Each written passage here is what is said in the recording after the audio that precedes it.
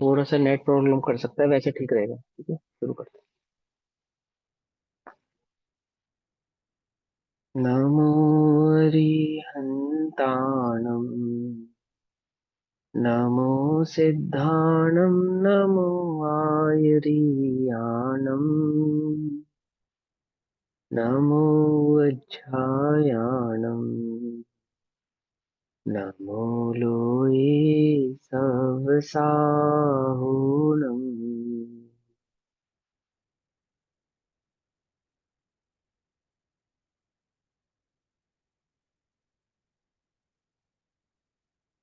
नमः समे साराय स्वानुभूत्या च कासते, चित्स्वभावाय भावाय सर्वभावान्तरच्छिदे।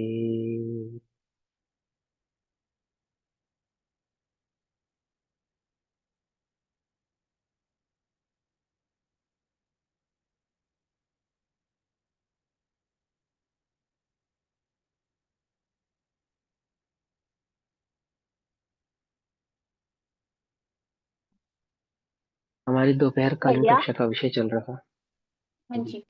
हाँ भैया, हाँ जी, बोलिए। मिथ्यात्व का पूर्णतः नाश कौन से गुण स्थान में होता है? मोनीय कायिक कर्म का। सम्यक दर्शन, कायिक सम्यक दर्शन के साथ चौथे गुण स्थान में हो जाता है। और चारित्र अच्छा। मोहिनी का तो 12वें गुण स्थान वादी होगा। चारित्र का 12वें और मोनीय कर्म का।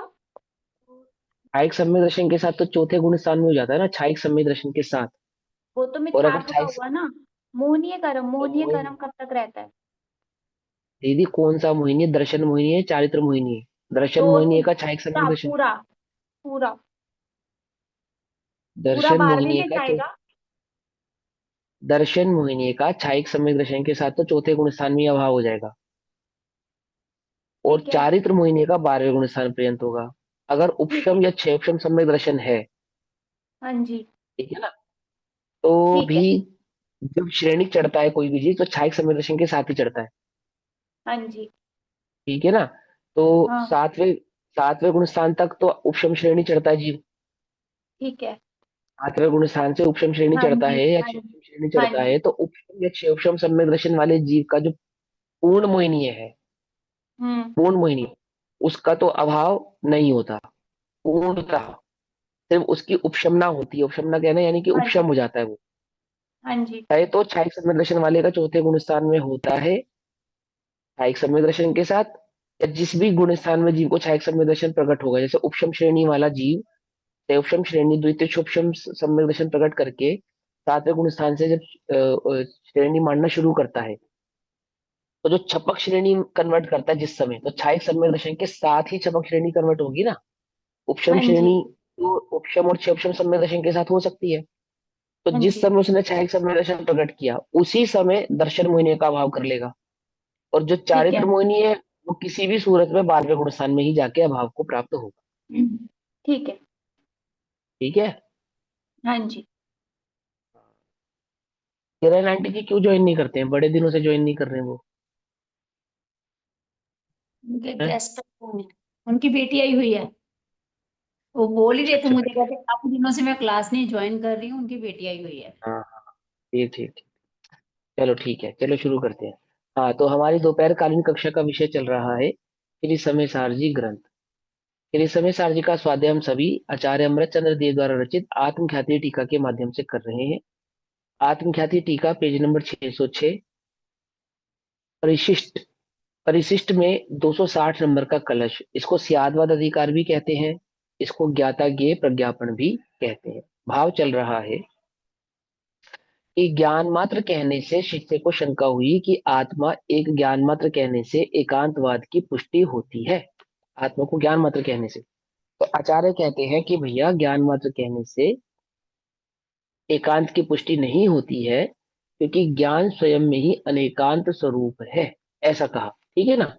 फिर अनेकांत स्वरूप की पुष्टि करने के लिए ज्ञान में ज्ञान और ज्ञेय संबंधी उस मिथ्या मान्यताओं का अभाव भी कर रहे हैं, और उसमें अनेकांत स्वभाव की दृष्टि भी उसको प्रस्तुत कर रहे हैं, प्रकट कर रहे हैं, समझा रहे हैं कि किस प्रकार से ज्ञान, मात्र ज्ञान त्यागवाद में एकांती ना होकर अनेकांत स्वरूप है। तो उसमें नित्य अनित्य आदि आदि भावों के माध्यम से समझाया, एक अनेक आदि भावों के माध्यम से समझाया। और उसमें स्वद्रव्य स्वक्षेत्र स्वकाल और स्वभाव का अनेकांत भी आचार्य देव ने समझाया। अब 260 और 261 नंबर के कलश में नित्य और अनित्य भाव को उस ज्ञान के संदर्भ में समझाएंगे। 12 कलश है ना, जो 12 प्लस 14 कलश है टोटल। ये 14 के 14 कलशों में एक बात सभी को ध्यान रखनी चाहिए कि इसके अंदर जो फोकस है वो एक ही बात पर है। क्या? कि ज्ञान और ज्ञेय, ज्ञाता और ज्ञेय, ज्ञान कहना या ज्ञाता कहना एक ही बात है ना। तो ज्ञान का ज्ञेयों के साथ क्या संबंध है, इस संबंध को जो भली प्रकार से समझता नहीं है, अर्थात ज्ञान में ज्ञेय नहीं है, इसका निषेध, इसका तो निषेध है ही कि ज्ञान में ज्ञेय प्रवेश नहीं करते, परंतु ज्ञान ज्ञेयों को जानता ही नहीं है, सर्वथा जानता नहीं है। इस बात का यहाँ पे अवश्य ही निषेध किया जा रहा है कि दो प्रकार के जीव हैं, या तो ये मानता है कि ज्ञेय ज्ञेय मात्र है, या तो ये मानता है कि ज्ञान ज्ञान मात्र है। ज्ञान भी है, ज्ञेय भी है, ज्ञेयों से ज्ञान नहीं है और ज्ञान से ज्ञेय नहीं है। पकड़ में बात नहीं? पकड़ में। जैसे हम लोग क्या मानते हैं, ज्ञान से ज्ञान जो है वो ज्ञेयों के कारण है या नहीं? नहीं है पक्का? किस कैसे पता लगा आपको ये बात? आगम से। कैसे पता लगा? हाँ, तो ज्ञेयों से ज्ञान हो मान तो लिया आपने, आगम ज्ञेय तो है। आपने ये कहा ज्ञान नहीं। ज्ञेयों से नहीं है, हमने पूछा हाँ, आपको कैसे ये मालूम इसका चली ये बात? एग्जांपल वैसे आपने देते हैं कहा ना, आगम से। हाँ, बोलो बोलो, इसका बोलो बोलो, बात एग्जांपल तो कहो ऐसे देते पूरी। हैं ना, जो सिर पे हमें लगता है कि मच्छर घूम रहे हैं और कुछ वो हमें ऐसा लगता है बालों का गुच्छा, ऐसे न्याय के शास्त्रों में इसका एग्जांपल देते हैं कि ज्ञान ज्ञेयों से नहीं होता, ज्ञान ज्ञेयों से निरपेक्ष होता है। ये हाँ, नहीं वो तो तो कई ज्ञान तो सारे कुछ उदाहरण भी है। होता है भाई, आप वो मोबाइल का सारे एग्जाम्पल एग्जांपल देते समझ हो। में आते हैं, लेकिन वैसे हाँ, लेकिन इन जनरल। लेकिन अभी क्या चल रहा है कि ज्ञान में, ज्ञान जो है वो ज्ञेयों से नहीं होता। हमने आपसे पूछा आपको कैसे पता, आपने तुरंत क्या कहा, ये तो हमें जिनवाणी से पता चला। तो कहीं ना कहीं हमारे भीतर में ये भावना तो है कि ज्ञान ज्ञेयों से होता है, ये धारणा तो बैठी है। समझिए मत नहीं समझिए। मैं डॉक्टर हूँ, मैं इंजीनियर हूँ, मैं वकील हूँ, मैं शास्त्री हूँ, मैं पीएचडी हूँ, मैं पंडित हूँ, ये सब क्या है? ये ज्ञान की महिमा या ज्ञेयों की महिमा है? क्या लगता है आपको? अरे भैया मैंने इतने शास्त्र पढ़े हैं, तो ये ज्ञान की महिमा है या ज्ञेयों की महिमा है? ज्ञेयों की ज्ञेयों महिमा। ऐसा जानकर भी हमें अपने ज्ञान स्वभाव की ओर दृष्टि करना है ना, अभी तक तो हम ऐसी मूल बात यह मान्यता है रखा कि कि ज्ञान अपनी योग्यता से जानने में स्वतंत्र और सक्षम है। जब तक इसकी दृष्टि नहीं होगी तब तक ज्ञान ज्ञेयों से होता है, ये मान्यता जीव की टूटेगी नहीं। ठीक है ना? उसने जगत में ज्ञेय भी दो प्रकार के बनाए हैं। क्या कहा? ये भी दो प्रकार के बनाए कि इन इन आमुक आमुक वस्तुओं को तो मैं ज्ञेय स्वीकार करता हूँ, और इन आमुक आमुक वस्तुओं को मैं ज्ञेय स्वीकार नहीं करता। जैसे फॉर एग्जाम्पल कि मैं देव शास्त्र को ज्ञेय नहीं मानूंगा, है ना, और अन्य सब चीजों को मैं ज्ञेय मानूंगा। तो अभी उसको ज्ञान संबंधी जो मिथ्या मान्यता है ना उसकी, वो अभी सुधरी नहीं है, उसको समझ में नहीं आई बात अभी ज्ञान और ज्ञेय के संदर्भ में। भैया, अब ज्ञान से, हाँ बोलो। जैसे कि ये बात है कि हम हमें हमें ये आगम के माध्यम से पता चला कि ज्ञेयों से ज्ञान नहीं होता। हम ये तो नहीं हम्म, कह सकते ना कि हमें अपनी स्वतंत्र योग, वो पता चला, वो तो है ही वास्तविक बात कि अपने को स्वतंत्र योग्यता से पता चला कि ज्ञान तो ये बात ज्ञान सही स्वभाव है। हम तो, ज्ञान से ही होता है। लेकिन आपने जो कहने में क्या आंसर दिया आएगा, वो अगर आंसर कोई थोड़ी हमसे गलत है। जो प्रश्न पूछे, अगर आपने कोई जो हमसे प्रश्न। आंसर दिया वो आंसर गलत नहीं है। बात ये है कि हमारी मान्यता क्या है, चर्चा तो मान्यता की चल रही है। मैं आपके आंसर को डिनाई नहीं कर रहा हूँ, आप मुझसे पूछते तो मैं भी यही आंसर देता जो आपने दिया। हम्म। ठीक है ना? नहीं तो लेकिन अपनी अभी हम जो मान्यता चर्चा मतलब कर रहे बोलने हैं, में आएगा, आगम से मान्यता होनी चाहिए, ज्ञान अपनी स्वतंत्र योग्यता से होता है, ऐसा हाँ, तो दोनों हम ये कह रहे चलेंगे। हैं कि क्या हमारी मान्यता में ये बात बैठी है कि ज्ञान अपनी स्वतंत्र योग्यता से होता है? ये बात, क्या हम इस बात को भली प्रकार से समझ पाए हैं? क्या हम इस निर्णय पे पहुंच पाए हैं? ज्ञान और ज्ञेय के संदर्भ में जो हमारी धारणा है, क्या उस धारणा में एक बार भी ये विकल्प क्रिएट हुआ है कि ज्ञान की स्वतंत्रता ज्ञेय से के अधीन नहीं है? ज्ञान अपनी स्वतंत्रता से जानता है और ज्ञेय अपनी स्वतंत्रता से परिणमित होते हैं। समझ में बात? समझ में? अंतिम कक्षा याद हो तो बहुत अच्छी बात है, नहीं तो एक बार फिर सुनना उसको और अच्छे से ध्यान से समझना। ज्ञान है, किसके कारण नहीं है? ज्ञेय के कारण नहीं है। ज्ञेय है, किसके कारण नहीं है? ज्ञान के कारण नहीं है। क्या ज्ञान ज्ञेय को जानता है? बोले हाँ जानता है। तो क्या ज्ञेय के कारण जानता है? बोले नहीं। अपनी स्वतंत्र योग्यता और स्वच्छता, अपनी शक्ति के कारण वह ज्ञेय को जानता है। एक बात। दूसरी बात, थोड़ा और आगे चलते हैं कि ज्ञान ज्ञेय को जानता नहीं है। ज्ञेय तो ज्ञान में झलकते हैं। ज्ञान तो अपने स्वरूप में रहता है, अपने स्वभाव में रहता है, अपने स्वतंत्र स्वभाव स्वरूप को ही जानता है, उसमें मगन रहता है, जानन भाव से रहता है। ज्ञान ज्ञेय को जाने, ऐसा ज्ञान का कार्य नहीं है, काम नहीं है ये उसका। ये तो सहज एक स्वभाव है। पकड़ में बात नहीं? पकड़ में? देखो, जैसे जल का स्वभाव क्या है? तो जल का स्वभाव कई प्रकार का हो सकता है। जैसे आप ये कहेंगे कि जल पीने के काम आता है ना, अथवा आपके कपड़े बर्तन आदि धोने के काम आता है, अथवा क्लाइमेटिकल या एटमॉस्फेयर को कंट्रोल करने के काम आता है, खेतों में पानी देने के काम आता है, एक्सवाइजेड कितने सारे आप उसके काम गिनेंगे। गिनेंगे ना? गिनेंगे। क्या कभी आपने आपने ये सोचा कि जल शक्ल देखने के भी काम आता है, चेहरा देखने के काम आता है? नहीं, क्योंकि जगत में उसके लिए दर्पण नामक एक वस्तु अलग से मौजूद है। ठीक। लेकिन क्या जल में प्रतिबिंब लक्षित नहीं होता, झलकता नहीं है? पर वो तो उसका काम नहीं है। आपने उसके बहुत सारे कामों में प्रतिबिंब को तो काउंट नहीं किया, है ना। जल के हमने बहुत सारे काम याद किए, लेकिन हमने जल का ये काम तो याद नहीं किया कि वो प्रतिबिंबित भी करता है वस्तु को। पर फिर भी होती तो है ना। बोले होती है, पर वो उसका काम नहीं है। कुछ बात समझ में ही नहीं। जब भी हम जल के कामों को याद करेंगे, तो बहुत सारे काम याद करते हुए भी ये काम कभी याद नहीं करेंगे कि वो प्रतिबिंबित करता है, वस्तु को प्रतिबिंबित करना ये जल का कार्य है। एक उदाहरण है। ऐसे ही ज्ञान में भले ही जानने की शक्ति है, परंतु पर को जाने ये ज्ञान का काम नहीं है। कुछ बात समझ में ही नहीं। वह ज्ञेय को जाने ये उस ज्ञान के लिए अनिवार्यता नहीं है, होगी तो अवश्य ही, पर ये उसके कार्यों में शुमार नहीं होता। पकड़ में ही बात नहीं? पकड़ में ही। उसके इंडेक्स में ये काम नहीं लिखा कि वो ज्ञेय को जानेगा। तो बोले ज्ञान में ज्ञेय नहीं चल के जानने में आएंगे कि जानने में आएंगे? अवश्य ही जानने में आएंगे। पर ये ज्ञान का कर्तव्य या उसका काम नहीं है, ये उसकी सहज योग्यता है। आई बस में। अब हम सहज योग्यता को तो समझ नहीं पाते, और मेचक हुए ज्ञान में ज्ञेयों के साथ जो मेचक हुआ है ज्ञान, उसमें ज्ञान की दृष्टि तो करते नहीं है, ज्ञेय मात्र की दृष्टि ही करते हैं। देखो ज्ञान कैसा है। पिक्चर हॉल में जब आप पिक्चर देखते हो तो पिक्चर देखते हो या पर्दा देखते हो? बोलो। देखते तो पिक्चर ही है, ज्ञान में पर्दा भी झलकता है, हाँ। हमारा ध्यान उस पे जाता नहीं है। हाँ, अब बिना पर्दे के तो पिक्चर नहीं जानने में आ सकती, ये बात तो पक्की है। अगर पर्दा हटा दिया जाए तो पिक्चर नहीं आएगी, ज्ञान हटा दिया जाए तो ज्ञेय जानने में नहीं आएंगे। ज्ञान ही ज्ञेय को जानने में सक्षम है, इसका तो हम निषेध ही नहीं कर रहे, है ना। लेकिन जिस समय हम पिक्चर देखते हैं उस समय पर्दा हमारे ज्ञान का विषय नहीं बनता, और जिस समय पर्दे को देखेंगे उस समय ज्ञान में पिक्चर ज्ञान का विषय नहीं बनेगी। पकड़ में आती है बात? पकड़ में नहीं आती है। पर्दा कैसा है? सफेद है या रंगीन है ना। सफेद। और पिक्चर कैसी है? सफेद है या रंगीन है?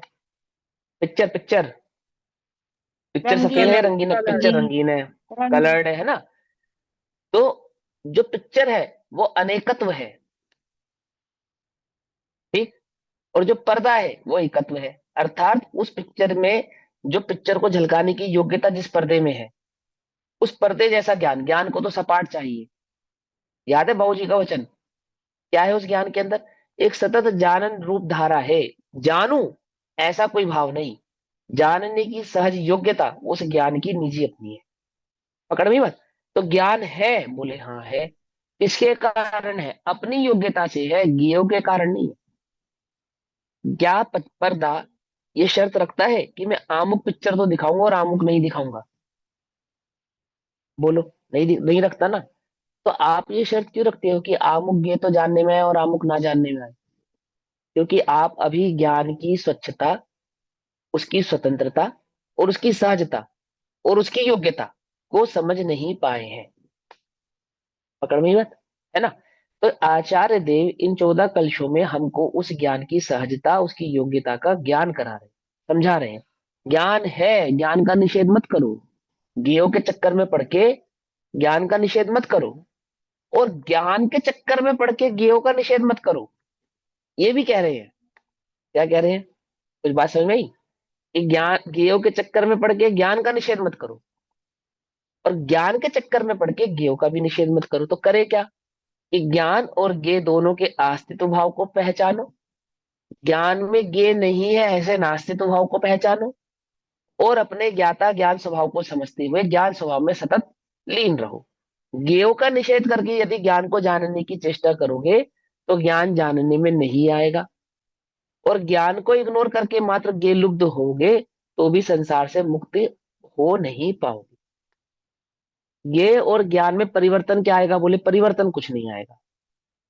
जानना अपने स्वभाव को छोड़ेगा थोड़ी, ज्ञान अपने स्वभाव को छोड़ेगा नहीं। ज्ञान से ये कहाँ जाएंगे? बोले कहीं नहीं जाएंगे। जैसे हम वहीं रहेंगे, बोले वैसे ही रहेंगे। जानने में भी आते रहेंगे, बोले जानने में भी आते रहेंगे। तो फिर ज्ञान का क्या होगा? बोले कुछ नहीं होगा। ज्ञान का कुछ बिगड़ेगा नहीं, कि कुछ नहीं बिगड़ेगा। और जितना तो ज्ञान स्वभाव के नजदीक जाएगा उस उतने ही अधिक ज्ञेय जानने में आएंगे। क्या केवल ज्ञान प्रकट होगा ना? ज्ञान स्वभाव में नजदीक होने के कारण केवल ज्ञान प्रकट होगा, और जगत के समस्त ज्ञेयों को जानने की जो सामर्थ्य है वो किसमें है? वो केवल ज्ञान में है।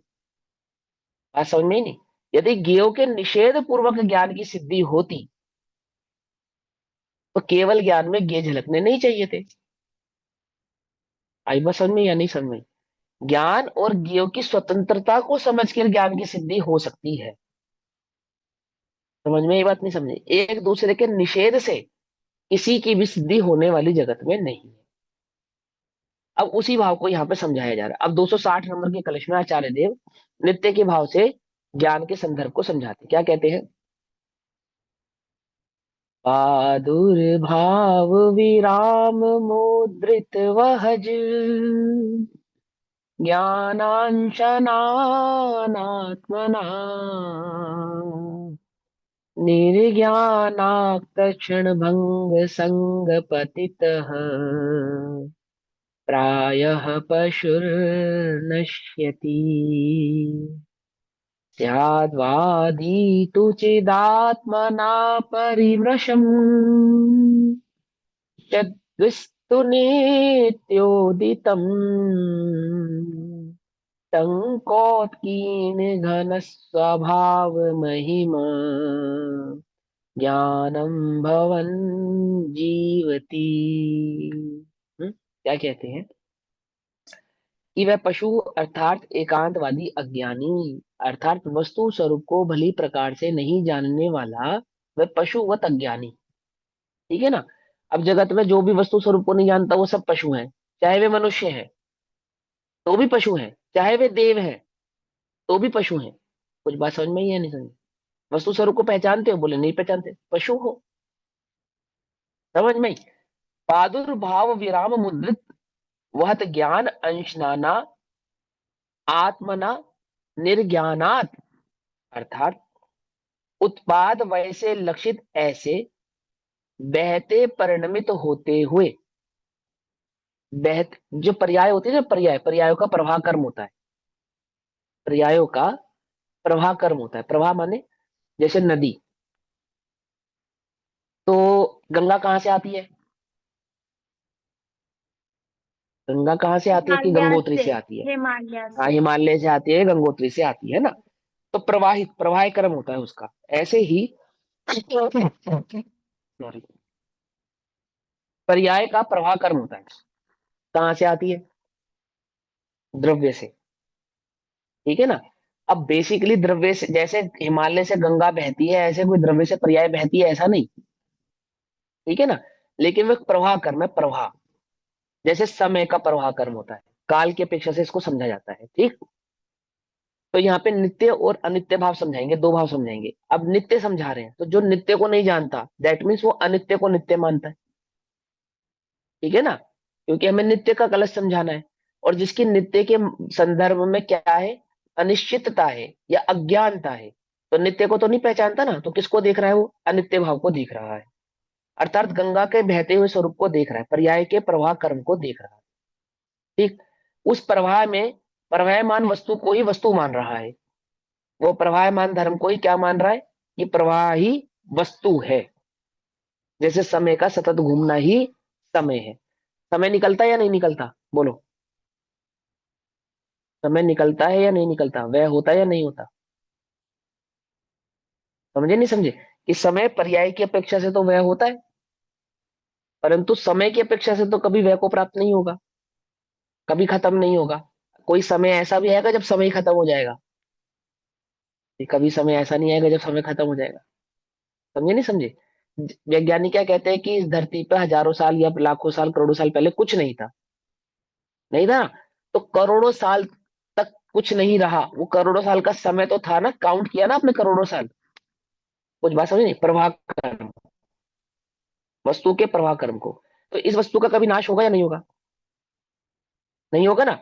तो इसके प्रवाह कर्म का कभी नाश नहीं होगा, प्रवाह का भी कभी नाश नहीं होगा, अर्थात इसके पर्याय भाव का भी कभी नाश नहीं होगा।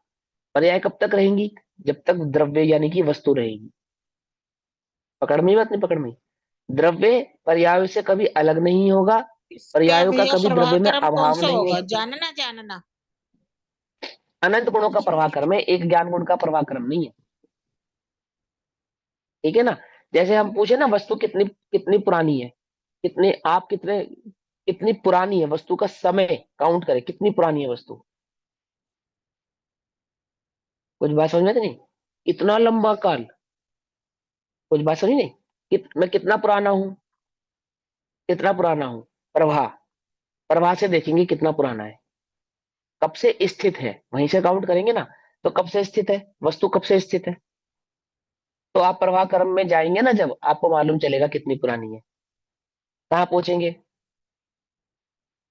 अनादि कहाँ पे। पहुंचेंगे आप, अनादि हाँ पे। कहीं नहीं पहुंचेंगे। प्रवाह की अपेक्षा से अगर प्रवाह पे जाओगे तो कहीं नहीं पहुंचोगे, और प्रवाह के ओरिजिन पे जाओगे तो द्रव्य पे पहुंचोगे, अनादि पे तो तब पहुंचोगे जब द्रव्य पे पहुंचोगे, प्रवाह से अनादि पे नहीं पहुंच पाओगे। कुछ बात समझ में आई या नहीं समझ में। जो प्रवाह है ना, प्रवाह उस वह किस जिसके आधार से हो रहा है, जब तक वहां नहीं पहुंचोगे, जब तक वस्तु को नहीं देखोगे, तब तक कहां नहीं पहुंचोगे, अनादि पे नहीं पहुंचोगे। मैं अक्सर एक बात कहता हूं, जैन धर्म कितना पुराना है, तो कुछ सौ, कुछ हजार, कुछ लाख, कुछ करोड़ साल पुराना नहीं। और अनादि भी कहना से बेहतर लगता है मुझे, कि बोले जितना पुराना द्रव्य है उतना पुराना जैन धर्म है। अब बोले द्रव्य कितना पुराना है, समझे या नहीं समझे। और असीम है। कितना नवीन है, हाँ बोले पर्याय जितना नवीन है। जैन दर्शन नवीन है कि हाँ, नवीनता भी है, क्या नवीनता है, कि जैसे पर्याय प्रतिक्षण बदल रही है, उस अपेक्षा से नवीन ही है, निरंतर नवीन भाव को प्राप्त हो रहा है, निरंतर। और प्राचीन कितना है, जितना पुराना द्रव्य उतना बड़ा प्राचीन है, और जितनी नई पर्याय है उतना ही नया ये जैन धर्म है। क्यों, क्योंकि वस्तु का स्वरूप है ना, जैन धर्म कोई धर्म थोड़ी है, वस्तु का स्वरूप है। वस्तु ही, वस्तु ही अपने आप में जैन है, क्या समझ में बात नहीं, समझ नहीं। वस्तु ही अपने आप में क्या है, जैन है। जैन है मतलब, जैन है मतलब अपने स्वतंत्र स्वभाव में निश्चित रहने वाली है, परिणमनशील है, परिणमन करती है, परंतु अपने स्वभाव भाव को कभी छोड़ती नहीं है, ऐसी है। ठीक। अब वह वस्तु जो अनादि से उत्पाद व लक्षित, यानी जिसने वस्तु को तो देखा नहीं, और वस्तु के प्रवाह क्रम यानी कि मात्र पर्यायों को ही देखा है, आत्मा तो दिखता नहीं, ये देह आदि भाव ही नजर आते हैं, आत्मा तो दिखता नहीं, ये मनोविज्ञान के परिणाम आदि भाव ही नजर आते हैं। समझ में बात नहीं, समझ में, सिर्फ यही भाव दिखाई देता है। उत्पाद वैसे लक्षित ऐसे बहते यानी कि परिणमित होते हुए ज्ञान के अंश रूप, अंश रूप, अंश, ज्ञान का अंश क्या है, वस्तु का अंश क्या है, देखो वस्तु के अंश, वस्तु के अंश को गुण कहते हैं, और ज्ञान एक गुण है ना, उसके अंश को पर्याय कहते हैं। आगे बात समझ में, द्रव्य के अंश को गुण कहते हैं, गुण के अंश को पर्याय कहते हैं। पकड़ में ही बात, नहीं पकड़ में ही? तो उसने ज्ञान का अंश पकड़ा, तो क्या पकड़ा? पर्याय को देखा। निरंतर बदलने वाले परिणाम, निरंतर बदलने वाले भाव, निरंतर परिणमनशील उस पर्याय भाव को देखा, वस्तु को नहीं देखा। किसने? उस एकांतवादी ने, उस पशु ने। पकड़ में ही बात, नहीं पकड़ में ही? इस जगत में क्या दिखाई दिया उसको? वह प्रवाह चक्र नजर आया, बस वो पर्याय स्वरूप ही नजर आया। ये जो है ना मिली जुली पर्याय, इसको ही क्या समझ लिया उसने? यही संसार है, यही वस्तु है, यही संसार, यही द्रव्य है, यही मैं हूं। तो वह एकांतवादी उत्पाद वैसे लक्षित ऐसे बहते परिणमित होते हुए ज्ञान के अंश रूप अनेकात अनेकात्मा के द्वारा ही, अर्थात आत्मा का निर्णय अर्थात ज्ञान करता हुआ, अब क्या कहते हैं कि प्रवाह को ही, पर्याय को ही आत्मा मानता हुआ, पर्याय को देखा और उस पर्याय को क्या मान लिया कि यही द्रव्य है और यही द्रव्य का स्वरूप है। ऐसा ही है। कैसा? कि मैं जन्म लेता हूं, समय बीतता है, मरण को प्राप्त हो जाता हूं।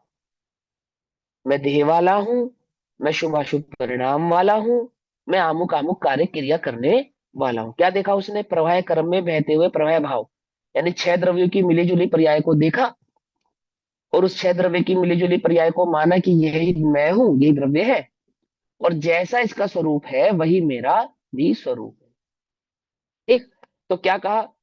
ज्ञान के अंशरूप अनेकात आत्मा के द्वारा ही आत्मा का निर्णय अर्थात ज्ञान करता हुआ, यही आत्मा है, यही मैं हूं, ऐसा निर्णय करता हुआ क्षण भंग संग पतितः, पर्याय कैसी है? क्षणभंगुर। और अपने को कैसा माना उसने? क्षणिक ही माना। वे जो जैन है ना, जैन जो अपने को क्षणिक मानते हैं, मैंने बौद्धों की मान्यता है, लेकिन जो जैन, अब ये बात कौन पढ़ रहे हैं तो किसको समझा रहे हैं? कि जिसने जैन दर्शन तो पढ़ा परंतु जैन दर्शन के ज्ञाता ज्ञान स्वभाव को नहीं समझा, ऐसे जैनी को समझा रहे हैं ना। तो ऐसे जैनी की क्या मान्यता है? वो क्षणिकवादी मान्यता है, अर्थात वह पर्याय को में आत्मा को ढूंढता है। ठीक है ना? जो ज्ञेयों में ज्ञान को ढूंढता है, जो पर्याय में आत्मा को ढूंढता है, उसकी चर्चा चल रही है।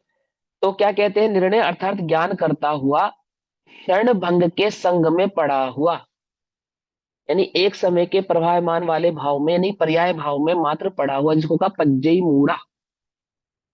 ठीक? तो क्या कहते हैं? देखो इसके फुट नोट में क्या लिखा है? क्षणभंग, क्षण क्षण में होता हुआ नाश अर्थात क्षणभंगुरता, अर्थात अनित्यता। कलश चल रहा है नित्यता का, और नित्यता को नहीं जानने वाला पर्याय को ही नित्य मानता है, अर्थात पर्याय भाव को ही द्रव्य है ऐसा मानता है। ठीक? तो क्या हुआ? उसने क्षण भंग के संग में पड़ा हुआ। हम क्षण भंग के संग में पड़े या नहीं पड़े? बोलो भैया, हम कब सुखी होते हैं, हम कब दुखी होते हैं?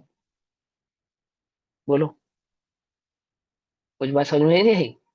आपको लगता है ना कि पर्याय के बदलने पर मैं बदल गया, मानो मेरे जीवन में ही कुछ बदल गया हो, मेरे अंदर ही कुछ बदल गया हो। अपने को लगता नहीं लगता ऐसा?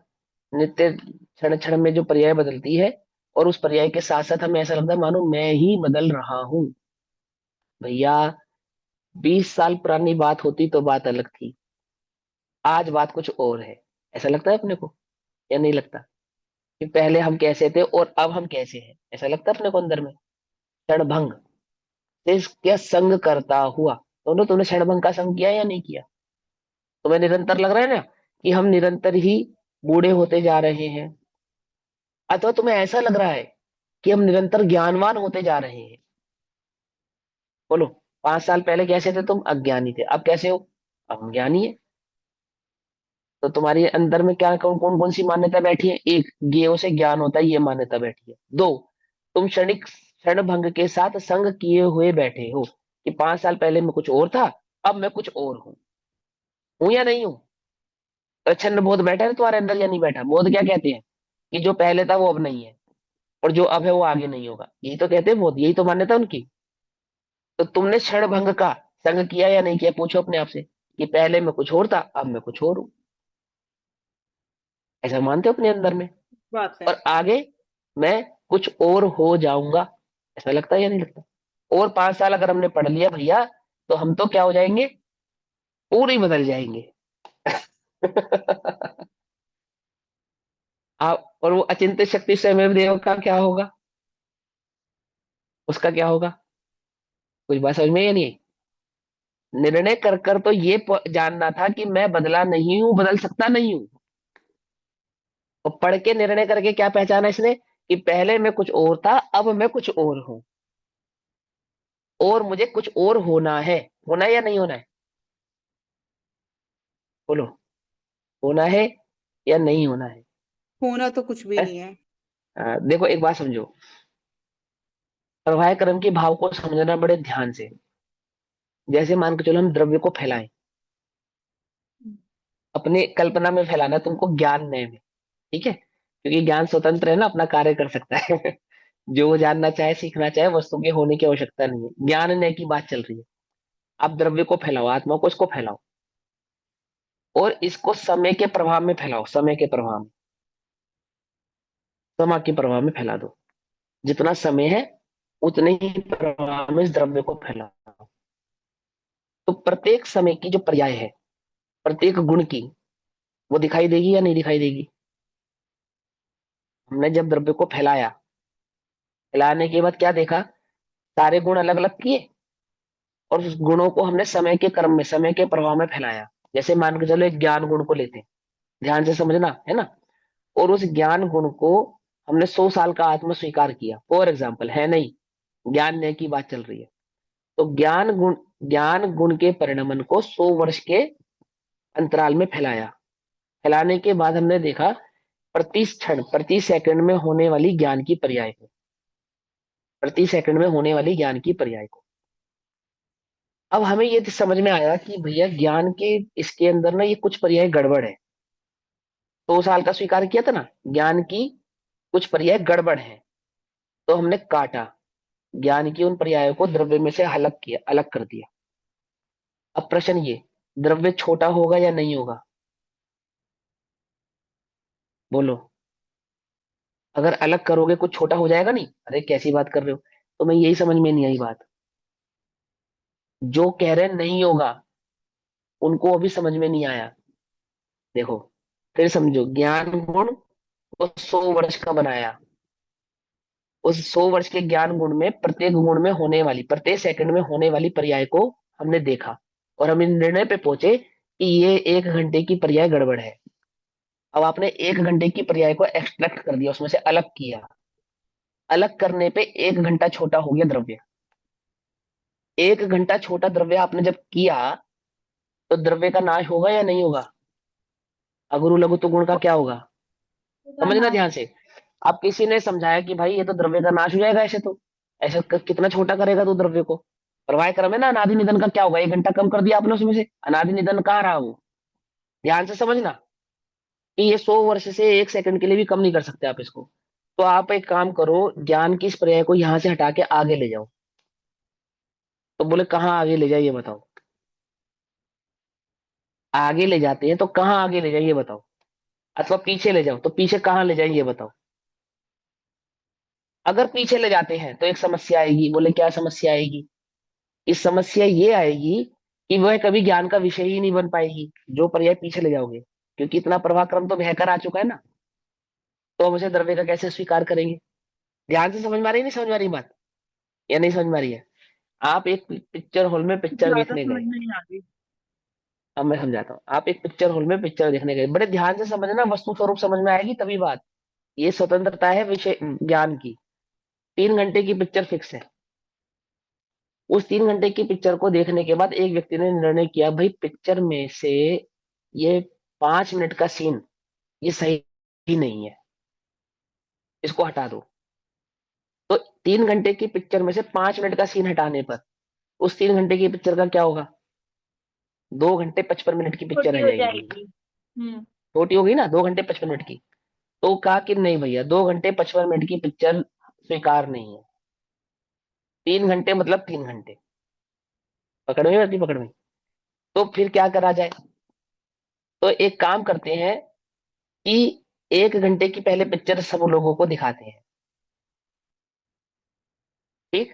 फिर उस 1 घंटे की पिक्चर जब लोगों ने देख ली, उस 1 घंटे में ये 5 मिनट का सीन यहां से निकाल कर उस 1 घंटे में हम डाल देंगे। समझ में आई बात, नहीं समझ में आई?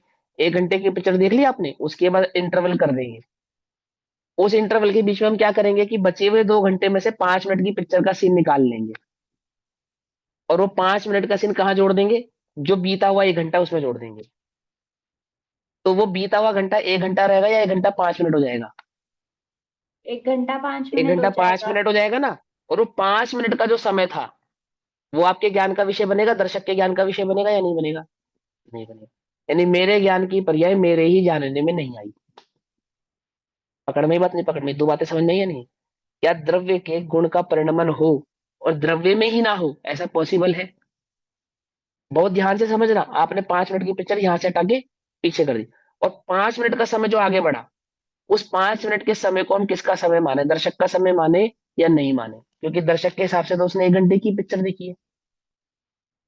कुछ बात समझ में आती है या नहीं समझ में आती है? प्रवाह क्रम टूट रहा है या नहीं टूट रहा है यहाँ पे? धारा प्रवाही कहाँ रहा तब तक? उसको आगे ले जाते हैं, अंत में ले जाते हैं, पर टूटा ना। अब आपने कहा कि हटा के आखिरी में ले जाते हैं, तो कहते हैं आखिरी तो केवल ज्ञान है इस जीव का, मोक्ष। तो केवल ज्ञान के बीच में राग द्वेष आदि के परिणाम कैसे प्रवेश कर सकते हैं? क्योंकि जिनको आप हटाना चाहते हो, जिन परिणामों को आप एक्सट्रैक्ट करना चाहते हो अपने अंदर से, मैं चाहता हूं ना मेरे ज्ञान में आमुक पर्याय जो बनी, जानने में आई, ये मेरे जानने में अभी ना आए, अभी ना आए। तो द्रव्य तो छोटा होगा नहीं।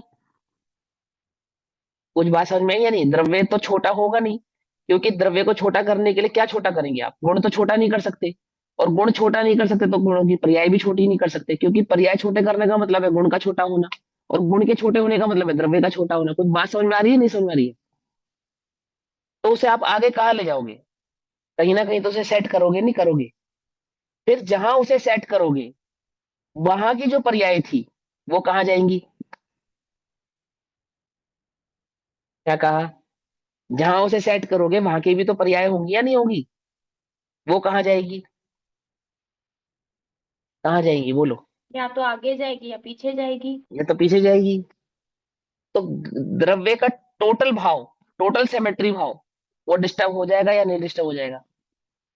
और अगर आप उसको कहते हो कि हाँ आप इन परिणामों को केवल ज्ञान के साथ जोड़ दो, तो बोलो केवल ज्ञान के साथ राग द्वेष आदि के परिणाम जोड़े जा सकते हैं क्या? ये पॉइंट नहीं मेरे को समझ में आया भैया कि इसको हाँ, केवल कोई ज्ञान कहे के। कि इसको आगे आगे ले जाओ, ये जो राग द्वेष के परिणाम है ना, ये अच्छे नहीं लग रहे, इन्हें कब कौन से समय में ले जाओ? जिस समय में केवल ज्ञान प्रकट होगा ना, उसके बाद ले जाओ, क्योंकि वहां तो मुझे केवल ज्ञान प्रकट हो जाएगा ना, उसके बाद तो कोई समस्या नहीं है। वितरक परिणति के साथ राग द्वेष के परिणामों वाली पर्याय जोड़ दो। तो क्या ये पर्याय उस परिणति के साथ जोड़ी जा सकती है? नहीं जोड़ी जा सकती। पॉसिबल है? नहीं जोड़ी जा सकती। नहीं। तो सारा खेल समझने के बाद इस निर्णय पे पहुंचे कि भाई द्रव्य को छेड़ो मत आप। क्या कहा? द्रव्य को छेड़ो मत। क्यों मत छेड़ो? कि अगर आप इसकी पर्यायों के साथ छेड़छाड़ करेंगे तो द्रव्य के प्रवाह क्रम के साथ छेड़छाड़ हो जाएगी, और द्रव्य के प्रवाह क्रम के साथ छेड़छाड़ होने पर मुसीबत ही मुसीबत खड़े होने वाली है। कुछ बात समझ में आती है नहीं समझ में आती है? आप समय के साथ छेड़छाड़ करेंगे तो क्या होगा? पूरा द्रव्य ही छिड़ जाएगा। तो अब हम इस नतीजे पर पहुंचे, बोले क्या ये द्रव्य है, ये द्रव्य का गुण है, ये द्रव्य का समय प्रवाह है, समय प्रवाह की प्रत्येक प्रवाह में खचित पर्याय है, और जो पर्याय जिस समय में होनी है उसी समय में होगी। द्रव्य चाहे बदलना तो बदल नहीं सकता। क्या रहे ऐसा जानकर वस्तु स्वरूप की ऐसी स्वतंत्रता को जानकर क्या करे वो? क्या आनंद करे? करे। आनंद करे और मस्त रहे। अब तुम 3 घंटे की पिक्चर का मजा लो। क्या कहा? कुछ बात समझ में है या नहीं? समझ में आती है बात नहीं समझ में आती?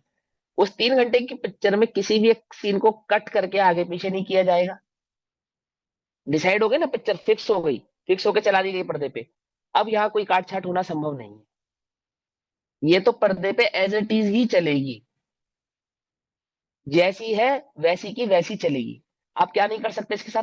किसी भी प्रकार की कोई छेड़छाड़ नहीं कर सकते।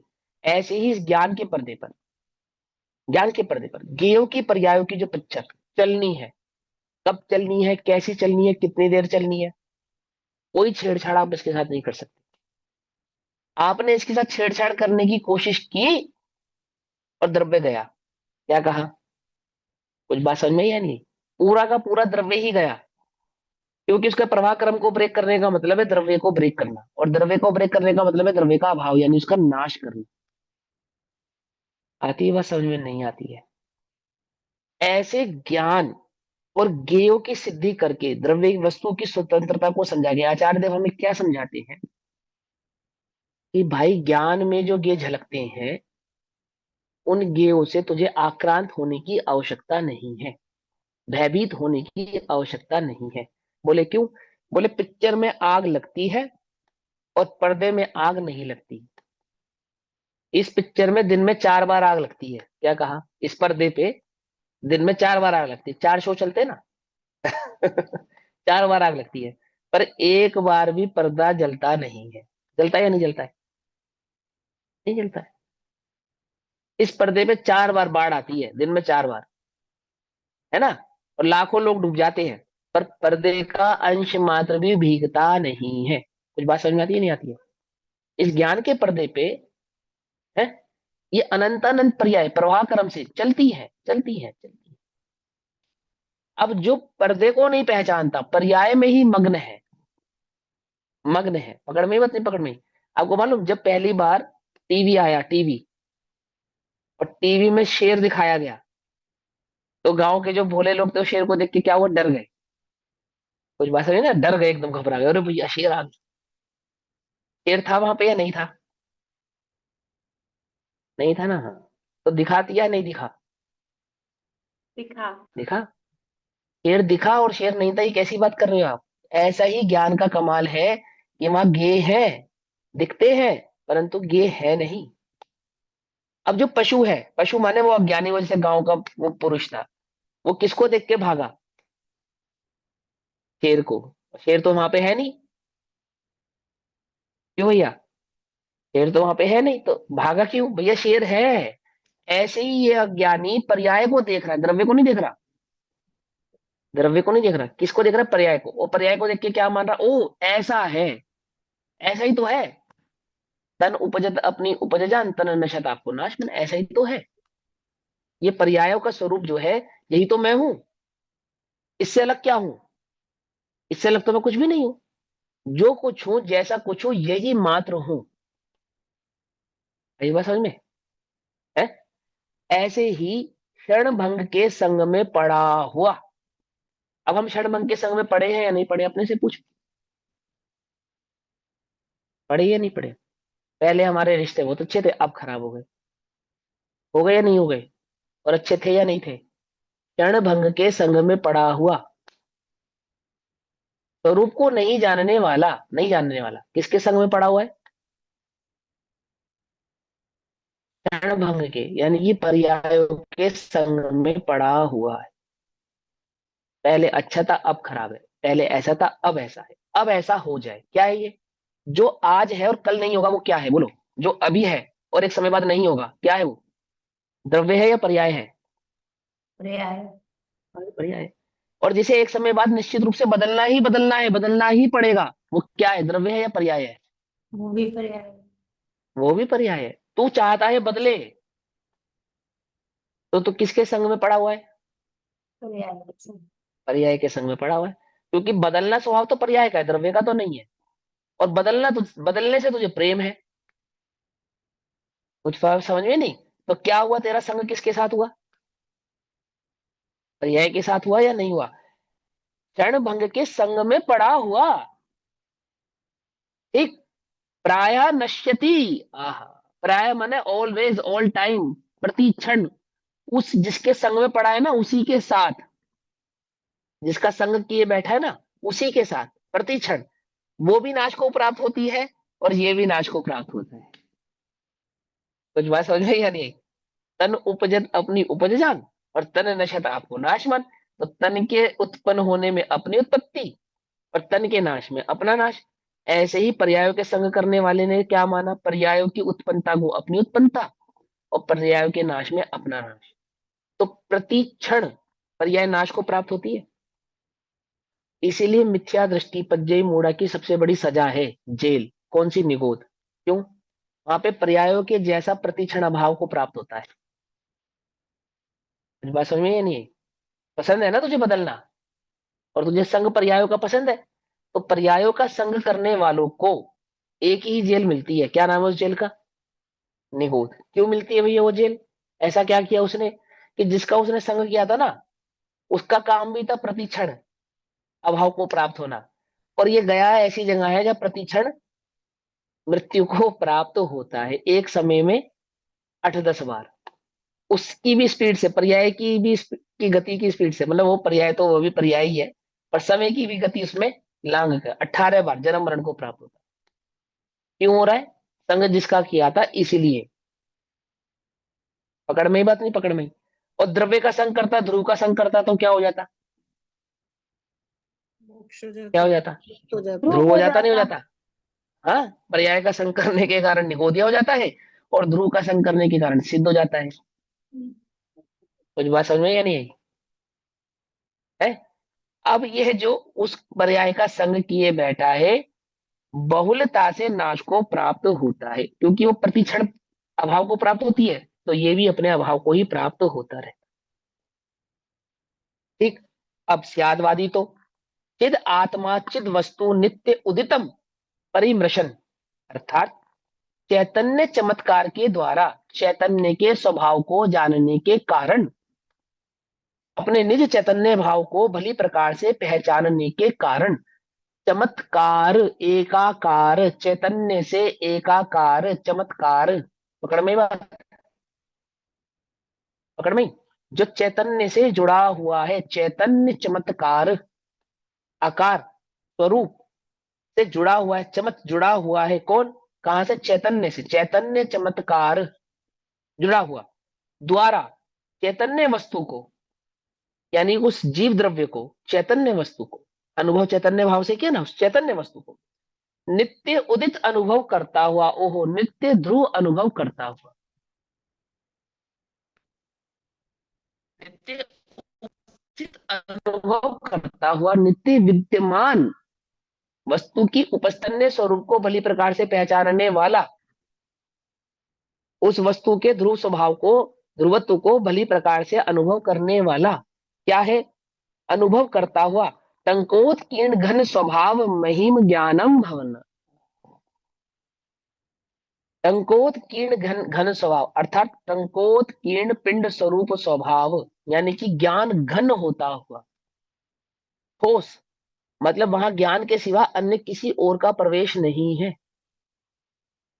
पकड़ में बात नहीं? पकड़ में? एक ज्ञान स्वभाव के सिवा अन्य किसी अन्य भाव का प्रवेश ही जहां पर नहीं हुआ है, ऐसे एक ज्ञान मात्र भाव का अनुभव करता हुआ, जिसकी महिमा है, ऐसे ज्ञान रूप वर्तता हुआ जीता है, अर्थात मरण को प्राप्त नहीं होता, अपने ध्रुव स्वभाव का अनुभव करता हुआ निरंतर क्या रहता है? विद्यमान रहता है। उन पर्यायों का संग छोड़ने के कारण उन पर्यायों की ही भांति अभाव को प्राप्त नहीं होता है। ऐसा एकांतवादी ज्ञेयों के आकार अनुसार ज्ञान को उत्पन्न और नष्ट होता हुआ देखकर, जैसे ज्ञेय उत्पन्न हुए वैसा ही ज्ञान हो गया, और जैसे ही ज्ञेयों में बदलाव हुआ वैसा ही ज्ञान बदल गया, और जैसे ही ज्ञेयों का अभाव हुआ ऐसे ही ज्ञान का अभाव हो गया। देखो ऐसा ही है ना, हम पहले ज्ञानी नहीं थे, अब हम ज्ञानी हैं, तो क्या आप में क्या उत्पन्न हुआ? क्या बढ़ा आपके ज्ञान में? कि ज्ञान में जो ज्ञेय झलकते थे वो पहले किसी और अन्य प्रकार के झलकते थे, अब अन्य प्रकार के झलकते हैं। अब अन्य प्रकार के ज्ञेय जानने में आते शास्त्र आदि के माध्यम से, तो वो जो जानने में आए, तो किसकी महिमा आई? ज्ञान की महिमा आई या ज्ञेयों की महिमा आई? उल्टा नहीं पकड़ना। हाँ, मिथ्या भाव नहीं पकड़ना। मैं ये नहीं कह रहा शास्त्र की महिमा नहीं आती लेकिन वास्तविक भक्ति किसको कहा है? बोलो, निश्चय भक्ति किसको कहा है? ज्ञान का, ज्ञान की महिमा। हाँ, हाँ, क्षयोपशम की भक्ति तो शास्त्र भक्ति है, उल्टा नहीं पकड़ना और उस क्षयोपशम के माध्यम से ज्ञान स्वभाव की भक्ति वो शास्त्र की निश्चय भक्ति है, वो जिनवाणी की निश्चय भक्ति है।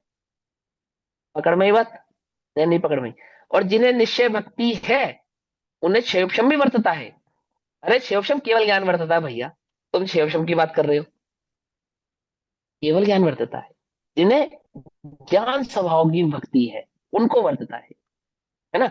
आचार्य की शर्म की भी जो उन्होंने श्रम किया लिखने में, भगवान की दिव्य ध्वनि के प्रति भी आदर है, गणधरों के द्वारा रचित जो ग्रंथ रचे गए हैं उनके प्रति भी आदर है, पंचम काल में उपस्थित आचार्यों द्वारा किए गए श्रम का भी आदर है।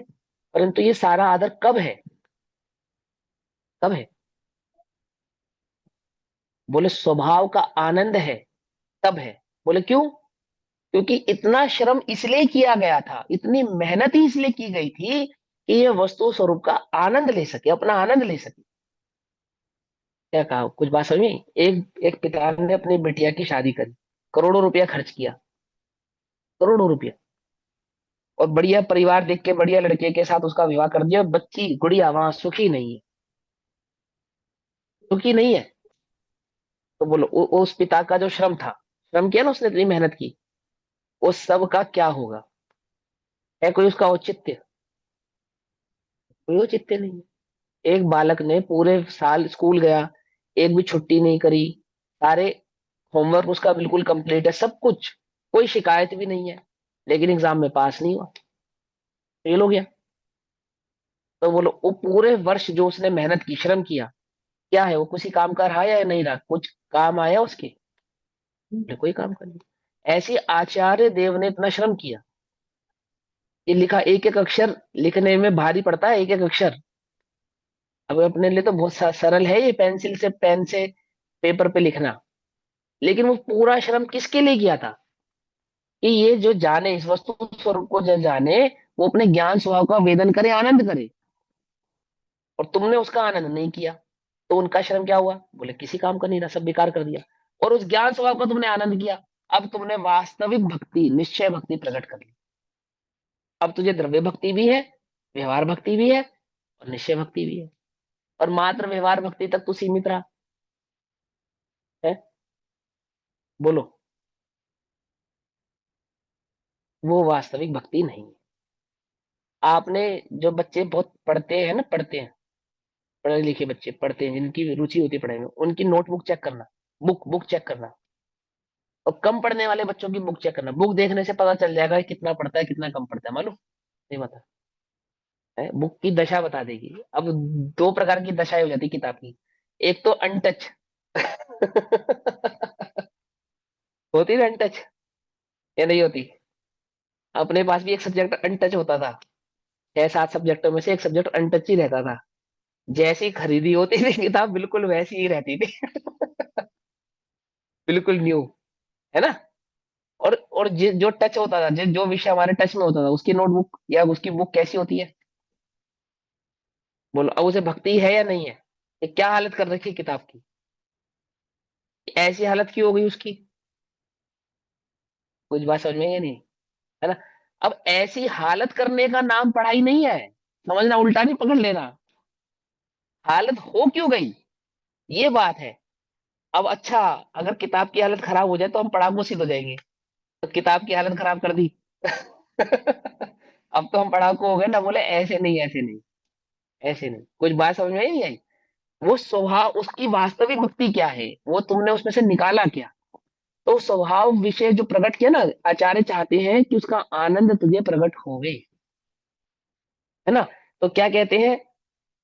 एकांतवादी ज्ञेयों के आकार अनुसार ज्ञान को उत्पन्न और नष्ट होता हुआ देखकर। अब वो किसकी महिमा है? 6 ज्ञान की तुम्हें महिमा है, अथवा शरीर की महिमा है ना? अथवा इन पर्यायों की महिमा है, इनके बदलने को देखकर, इनके नष्ट होने को देखकर, अथवा इनके उत्पन्न होने को देखकर। अभी बहुत अच्छे अच्छे परिणाम चले तो मैं अच्छा, और बहुत खराब खराब परिणाम चले तो मैं खराब, मैं बहुत बुरा हूं, मुझसे बुरा दुनिया में कोई नहीं है। और हमने तो ऐसा नहीं सोचा था, और ऐसा और ऐसा। वस्तु स्वरूप को नहीं जानने वाले की तो क्या दशा है? बोलो, पकड़ में ही बात नहीं, पकड़ में ही। ये पशु है ना, कान के कच्चे होते हैं, कान के कच्चे, वस्तु स्वरूप को नहीं जानने वाले। देखकर अनित्य पर्यायों के द्वारा आत्मा को सर्वथा अनित्य मानता हुआ अपने को नष्ट करता है। पर्याय नष्ट होती है तो मानो मैं ही नष्ट हो गया, ऐसे मिथ्यात्व से दुखी रहता है। और स्यादवादी तो यद्यपि ज्ञान के अनुसार उत्पन्न विनिष्ट होता है, देखो इसका इसका निषेध नहीं कर रहे, समझना ध्यान से। हम तो इसका निषेध ही करते हैं, आचार्य इसका निषेध नहीं करते। क्या कहते हैं? स्यादवादी। पहले वस्तु स्वरूप को स्यादवाद के माध्यम से समझा जाता है, तब सम्यक एकांत वाली बात समझ में आएगी। सम्यक एकांत में बात ऐसी ही कही जाएगी कि वहां ज्ञेय नहीं है, ज्ञेय जानने में नहीं आते हैं, और ज्ञेयों ने ज्ञान को छुआ भी नहीं, आदि आदि, और ज्ञान मात्र ज्ञान को ही जानता है। लेकिन जिसने स्यादवाद की सिद्धि की होगी उसके लिए तो ठीक है, और जिसने स्यादवाद की सिद्धि नहीं की है और माध्य सम्यक एकांत के पक्ष में पड़ा हुआ है, ऐसे उसका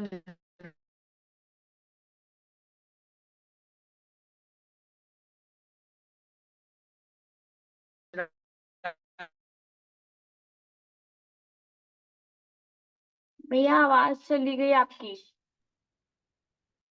निराकरण ये समयसार परिशिष्ट का प्रादुर्भाव हुआ। आचार्य देव ने इसको लिखा। भैया आवाज आ रही आवाज मेरी? चली गई थी। आप कोई बात नहीं। जिसने वस्तु स्वरूप को भली प्रकार से तो पहचाना नहीं, है ना, और सम्यक एकांत को ही वस्तु का स्वरूप मान लिया, ऐसे उस सम्यक एकांती निश्चय भाषी की मिथ्या निराकरण, मिथ्या मान्यता का निराकरण करने के लिए आचार्य देव ने इतनी मेहनत करके ये समयसार परिशिष्ट लिखा कि तुम निश्चय एकांती ना हो जाए, एकांतवादी ना हो जाए, ज्ञान मात्र कहने का तात्पर्य कुछ और ही ना निकाल ले, है ना। तो क्या कहते हैं? यद्यपि ज्ञान ज्ञेय अनुसार उत्पन्न विनिष्ट होता है ज्ञान में ज्ञेयों का उत्पन्न होना और ज्ञान में ज्ञेयों का अभाव होना, ऐसे ज्ञान में ज्ञेय अनुसार पर्याय, ज्ञान की जानन रूप पर्याय में उत्पन्न और विनिष्टता होती है। फिर भी, ऐसा होने पर भी इसको हम स्वीकार करते हैं, इसका हम निषेध नहीं करते हैं, लेकिन ऐसा होने पर भी चैतन्य भाव का नित्य उदित अनुभव करता हुआ जीता है, अर्थात ज्ञेयों का अभाव किए बिना, ज्ञेयों का निषेध किए बिना, ज्ञेयों को स्वीकार करता हुआ, ज्ञेयों की दृष्टि नहीं करता, ज्ञान की दृष्टि करता, और आत्मा का आनंद लेता है, उसका अनुभव करता है, और नाश को प्राप्त नहीं होता। ऐसे ज्ञान के नित्य भाव को देखने वाला, वह नित्य नित्य भाव को पहचानने वाला, नित्य नित्य भाव को पहचानने वाला स्यादवादी जीव है। इस प्रकार नित्य भाव का भंग कहा। 260 नंबर के कलश में नित्य और अनित्य भाव को पहचानते हुए आचार्य देव कहते हैं ज्ञान नित्य है, ज्ञान की पर्याय अनित्य है, अनित्य का निषेध नहीं करता हुआ अनित्य